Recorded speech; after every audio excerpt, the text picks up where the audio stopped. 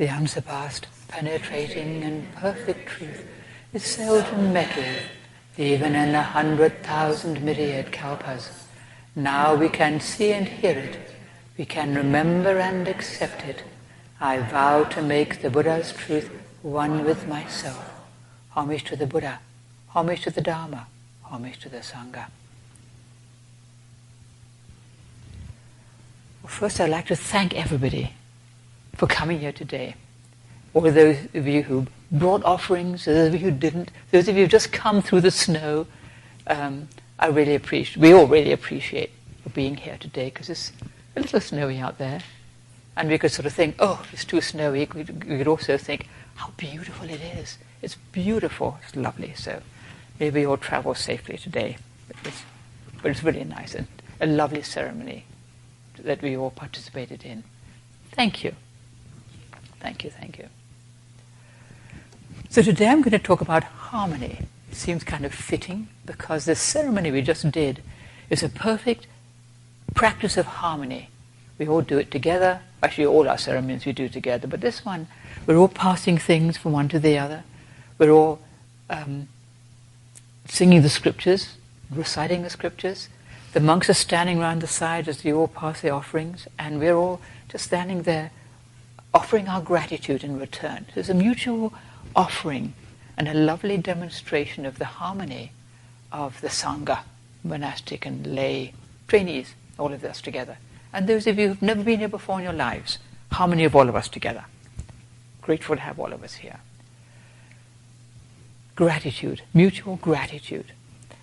In the time of the Buddha, when monks were learning to live together, the Buddha constantly stressed the importance of harmony. You guys have got to get along. Milk and water blending together. It was like milk and water blending together. People living, especially monks, and living in harmony together, getting along. Some of them came from rich families, some of them came from poor families, from all the different castes, some from the untouchable Dalit class. And these guys had to get along. And this was new to many of them, because they had not had this. The Buddha didn't care. He had accepted people from all those different castes. And he said, you have to learn to live together. And they did. They had to practice that together. Because they all had the same intention. They were all wanting to do something about themselves. They were all wanting to find the truth, no matter who they were or where they came from, what their circumstances. Both monks and lay people all had that wish to do something about themselves, do something to have a happier, better life, to be able to create less suffering. And it's still the same today. And the Buddha also set up the mutual support of monks and lay people. Now, as we know, the monks depended completely on the lay people for food, clothing, shelter, medicine, the four requisites. They had nothing of their own. People provided these things for the monks. And the monks would practice the precepts and do their training and teach the lay people. Furthermore, if the monks did something the lay people didn't like, if they were breaking the precepts or not living well or doing things that upset people, the lay people would let the Buddha know. And if it was really bad, they wouldn't feed the monks.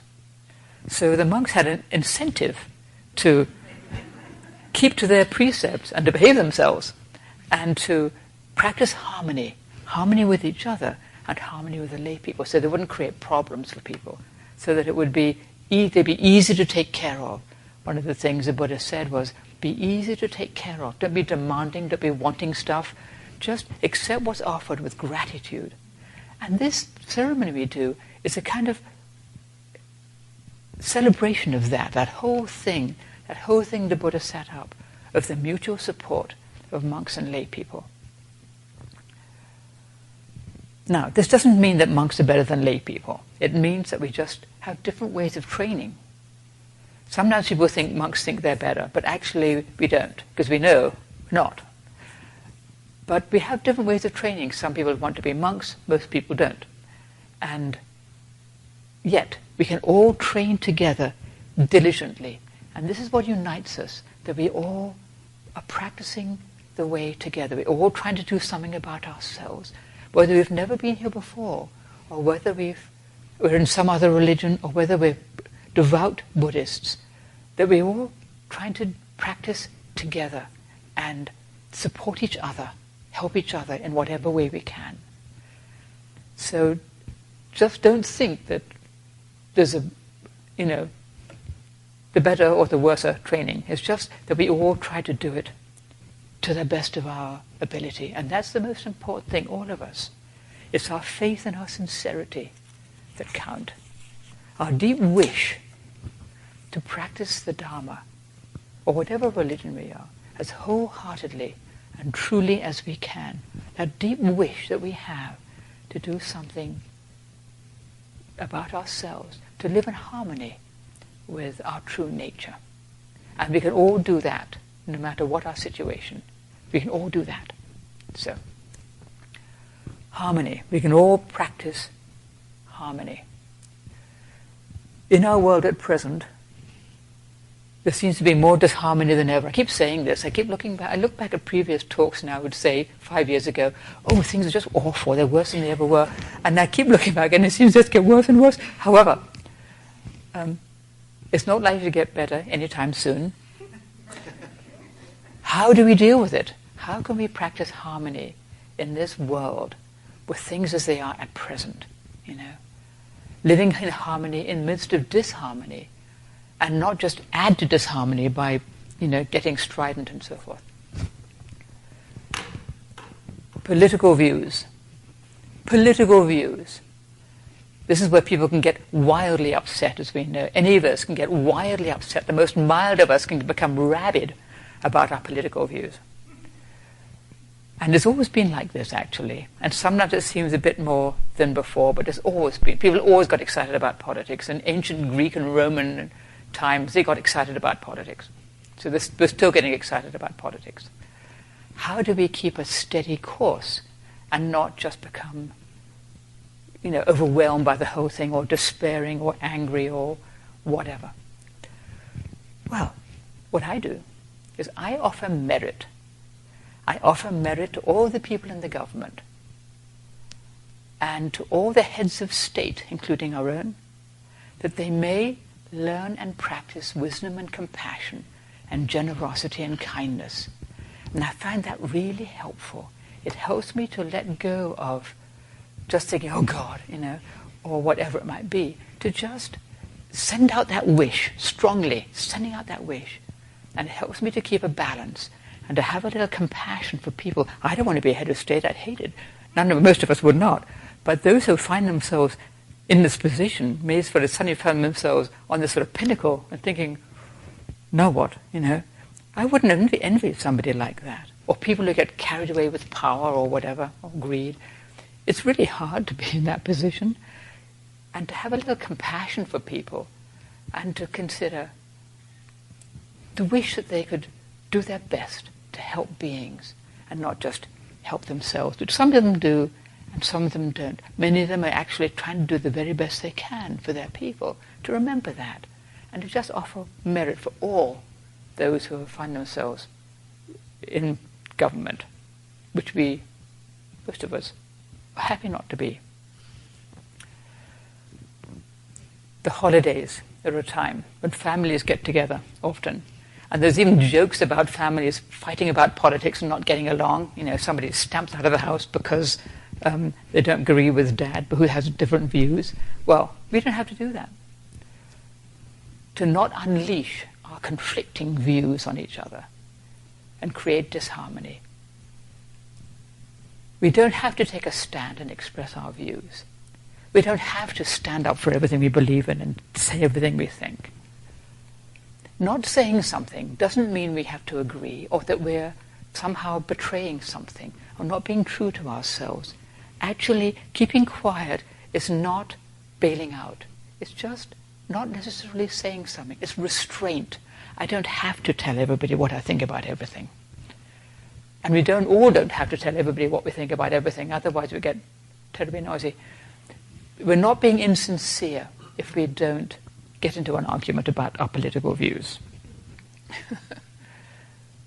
We're not likely to change somebody else's view anyway. We're just going to get like this. Just to kind of let it be. This patient forbearance is a wonderful aid to harmony.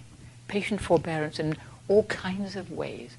But in politics, I found myself thinking, this is the year when it's likely to get, well, the coming year, likely to get kind of warm. So, in all kinds of ways. So let us try to keep it cool, a little forbearance. The critical mind. The critical mind that looks for fault and what's wrong, especially with people in situations we don't like, whether in the main arena, whether in our own relationships.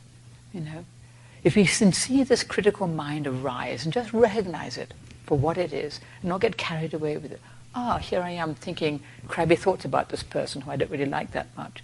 But if somebody else was doing that thing whom I liked, would I get upset? No. It's because actually I have a prejudice against this person, or I don't like this person, or I know they're going to do that thing, and just there they go, they're doing it again. Just to see our mind do that. Maybe I don't have to get pulled off by that. Just to see what the mind is up to. Here we are. Here's our little critical mind. Once more. Getting upset, or getting righteous, or getting critical, judging, all that. It's awfully hard to keep a tab on that critical mind because it comes up so often in so many ways, both obvious and subtle ways. There's that little critical mind thinking it's seeing clearly, and actually it's just a little crabby judgment.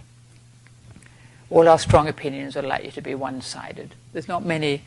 I kind of think any strong opinion I might have, which is not somewhat one-sided, which means I don't see the other point of view. So maybe I can just back off a little bit.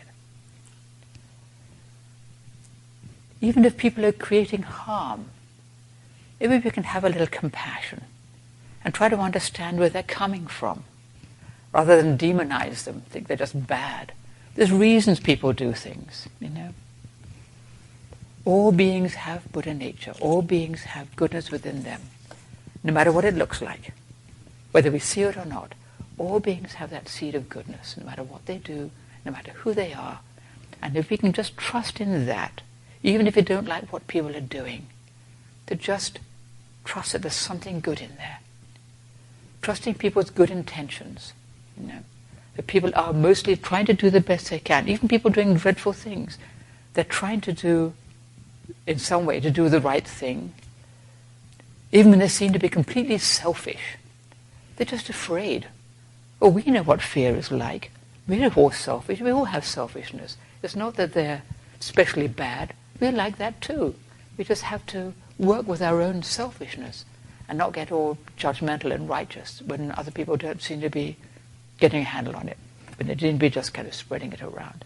Maybe we can have compassion. We're not that separate from other people. Somebody who just seems to be doing harm, to have a little compassion. It's not a happy life to be harming people, no matter who you are. It's not good. So we could maybe have some sympathy. Doesn't mean we have to condone what's clearly harmful. Sometimes we do have to say something. We have to stand up and say, no, we need to do something about this. This is not good. Not we just say, oh, well, everything's fine, I'll just be harmonious. Just sometimes we have to say, no, I'm not doing that, or this is not right. But if we can do it without righteous anger, it helps a lot. If we're righteous and angry, we create more disharmony. But if we can try to do it with a kind heart as best we can, then it is much better, and maybe probably more effective. If somebody is screaming at us, we tend not to hear them, but if they can talk to us patiently and kindly, we're more likely to listen, and the same goes the other way. Well, practicing harmony takes work. Relationships take work. They don't just fall into our lap. We have to work on harmony. We have to work on getting along with people. That's why the Buddha kept talking to his monks about getting along. You've got to work at it. It doesn't just happen naturally. You've got to really work at getting along together. Especially when there's a difficulty or a misunderstanding. How do we work things out? Well, if there seems to be a problem with somebody, maybe we can find a wise way to resolve it. If we think someone's making a mistake, or that there's generally a mistake being made somewhere, Well, perhaps check with some other people. Am I right in seeing this? Is this right? And not just people who agree with us either, but people who might disagree. What do they think? And maybe get a more balanced view before we get too excited. Are we seeing clearly? Is there having difficulty with somebody? Maybe there's a misunderstanding. Maybe I'm wrong. Maybe I misheard. Maybe they're not doing what I think. I find most of the time, if I'm thinking somebody's doing something dreadful out of the evil intent or something, I don't usually do that, but that somebody's, doing something really selfish or thoughtless or whatever, usually I'm wrong, actually. They're trying to do the right thing, or I misperceived the situation. They're not doing it at all. Or they misunderstood something, and actually we can work it out. It's nearly always that. That's nearly always the case. That actually we can work it out. The person's perfectly reasonable. They're not being crazed with self and badness. They're actually trying to do the best they can. And we just need to work things out. To sit down and talk together and to see what's going on here. This is what I think is happening. What do you think? Oh, right. Maybe we can work it out. And most of the time we can work things out well. As monks we try to do this. When we have a difficulty or a misunderstanding, we try to work things out. Sometimes you might need a third person there to referee if it's really bad, but often you can just work it out with the other person, whatever it is. Being still and mindful and not just getting upset. Getting upset doesn't really help. And if we're upset, maybe wait before we take on the thing. Just wait until we can be reasonable. If we're having a problem with somebody, try to talk in a constructive way. How can we get along better? What is it that seems to keep happening that we seem rub up against, how it is, rubbing up against another person, it seems to keep happening. Sometimes you can just talk to them and say, well, actually, I'm kind of afraid of you. And the other person might say, well, I'm kind of afraid of you. You think, well, this is silly. Maybe we can just put it down and get along. I've had that happen, and it worked. It was really helpful. It can be painful, and to take on, well, how are we not getting along? We may not want to do that, but sometimes it's just the very thing to just talk to the other person. It can help in a number of ways. We can see things from somebody else's point of view.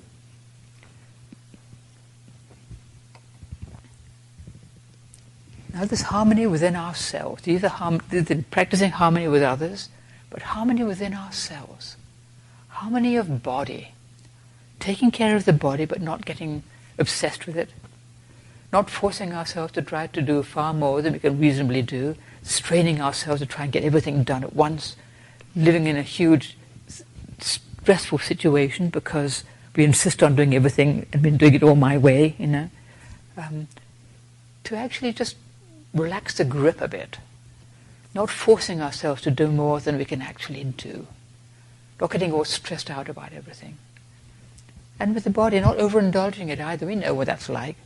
We know when we're doing that. And just to be reasonable, and easier said than done, and try to just kind of take rest, relaxation, a little gentleness. Harmony of mind. Letting go. This is the great thing. Harmony of mind. Letting go. When we're doing something, when you cling to something, when you grab onto something, we're actually already creating disharmony. Because the nature of life is you can't actually hold on to anything. And the more we try to grip onto something, the more it seems to get torn out of our grasp. And that's painful, suffering, because we can't actually hold on. To cling to our views that we were talking about, to cling to our expectations. People should be behaving in this way and they're not doing it. Our desires, our sufferings, our states of mind, or our anger, fear, resentment, dwelling on the past, fearing the future, regret, remorse, or the thousandfold things. They all create disharmony within ourselves. And that creates disharmony with other people. If I'm clinging on to my resentment about something that happened years ago, well, I'm not going to be very harmonious either with myself or with other people. Can I just let it go? Happened a long time ago. Maybe I'm misunderstood again. Maybe Life's too short to cling on to resentment or the past. Acceptance. When we accept, we're living in harmony. Right there, acceptance is harmony, if you think about it. Accepting our circumstances, accepting other people as they are, accepting ourselves as we are. Doesn't mean resignation. It doesn't mean we don't try to do something. But first we have to accept. If I want to do something about myself, first I have to see myself and accept myself with all my faults and shortcomings. Otherwise I can't really do anything. Accepting other people, to see them, to not with that critical mind, but try to see that true heart. When we need to change something, we have to accept it first. Otherwise we can't really do anything effectively. We can't see clearly what needs to be done. To accept something, not to be all upset about it, but to say, okay, this is what's happening. I think we need to change. And to work on it that way. Accepting ourselves and our shortcomings gives us the place to work from. If we're not accepting something about ourselves, we can't work on it. We can't do anything. We're just not looking. I don't want to look at that. We have to actually be willing to look things in the eye. It takes compassion and it takes courage, but it's worth it. Harmony of body, harmony of mind, harmony of the heart. Doing our best to live in harmony with our true nature, our Buddha nature, our true wish. This is the most important thing, and everything else comes out of it. If we can work on living in harmony with our true wish, our true nature, then we can practice harmony in other ways. Otherwise, we're not on a proper footing. It's the basis. For Buddhists, practicing meditation, sitting still in the midst of all conditions as best we can, our distracted thoughts, all the things that come up in our mind, our impulses, our desires. When there's a problem or a decision to be made, to sit still in the midst of it and reflect, what's best to do here? How do I deal with this? To create harmony within ourselves. What's best to do? Keeping to the precepts. When we break a precept, we're immediately unharmonious. We don't feel good about it. We've done something we shouldn't have done. We know, and we don't feel harmonious at all. We just feel, shouldn't have done that. Somebody said it was like being kicked out of heaven. There you are going along, and suddenly you do something really dumb or hurt somebody, and you feel like you're kicked out back into hell or whatever. And we know we've done something we shouldn't have done. It would have been better not to do. But the disharmony itself helps us to recognize that, and we can do something. Not good to do. Be more careful next time. Don't do that. Work on keeping the precepts better. So the disharmony actually can help us to practice harmony. We learn. Doing our best to live in harmony with truth, with Buddha nature, our true heart. And that means practicing faith and trust. Faith in the Buddha nature within everything, that which is the source of everything, trusting in that takes care of all of us, supports all of us, whether we know it and see it or not. That everything comes out of that Buddha nature. Everything is within it. All beings, all things, all situations, all part of that.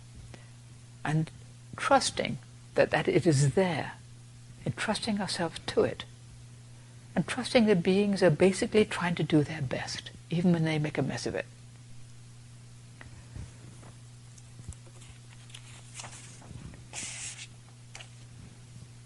And when the critical mind does arise, and we're making judgments about people, or judgments about ourselves, or getting upset about something, or we're all worried and fearful, all these many things that create disharmony, to do our best to recognize them for what they are, to sit still right in the midst of it all, with faith that there is a way through, that there is something that supports us, that fundamentally there's goodness in our world, that there's compassion within the situations that we encounter. Faith. Faith in the three treasures. Faith in the Buddha nature within all things. Trusting it's there even when we don't see it. Faith in the Dharma, the medicine for all suffering. If we practice the Dharma, practice the teaching, it will help us, it does help us. It helps us find our way in the midst of all the conditions of our lives, even when it seems really messy. It will help us. Doing our best to put it into practice with faith. Faith in the Sangha, in each other, trusting the good intentions of each of us, that each of us is trying to do our best. Even when we have trouble getting along, this person I have difficulty with, they're actually trying to do their best too, and maybe I'm misunderstanding something. Maybe I can give them a break. Maybe I can just talk to them. Maybe I can see their good qualities. Even if they drive me crazy, I can see the good aspects, faith in that. Faith in that which is the source of all of us and of everything that we all come back to. That's the basis of our practice of harmony, just doing our best to live in harmony with that, in harmony with our true nature that we all have. And these are some of the ways that we can practice harmony in our not terribly harmonious seeming world. And that helps us, and it helps everything. And that's our talk for the day.